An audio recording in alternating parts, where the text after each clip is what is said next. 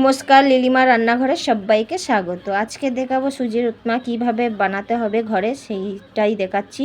ফার্স্টে 1 বাটি সুজি নিয়ে ওটা একটু ভেজে নিয়েছি ভালো করে, আর তেল দিয়ে এবারে হচ্ছে বাদামটা আমি ভেজে নিচ্ছি। এটা হচ্ছে চিনে বাদাম, ওটাও এবার ভেজে নিচ্ছে। আর সবজিগুলো এই যে ছোটো ছোটো করে আমি একদম কেটে নিচ্ছি। আর কি কি সবজি লাগবে সেইগুলোও আমি দেখিয়ে দেবো। এই যে পেঁয়াজটা কেটে নিচ্ছি। আর আমার চ্যানেলটা যারা এখনও সাবস্ক্রাইবার করুনি, সাবস্ক্রাইবার, লাইক, কমেন্ট করে আমার পাশে থাকুন।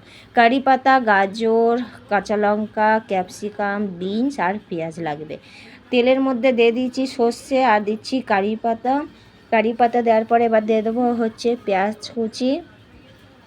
কুচি দেওয়ার পরে সব সবজিগুলো হচ্ছে দিয়ে দেবো, দিয়ে একসাথে ভাজতে হবে, তাহলে সবজিগুলো সিদ্ধ হয়ে যাবে, ভালো করে ভাজাও হয়ে যাবে। আর এরকমভাবে আপনারাও ঘরে বানান সুজির উপমা। আর সকালে জলখাবারে বা বিকেলেও জলখাবারে এটা খুব ভালোই হয়। আর এরকম একবার বানালে আপনারা হচ্ছে বারে বারে এরকম ঘরে বানাবেন। এবারে হচ্ছে ওই সবজির মধ্যে হচ্ছে নুন দিয়ে একটু ভাজা করে এবারে জল দিয়ে দিচ্ছি।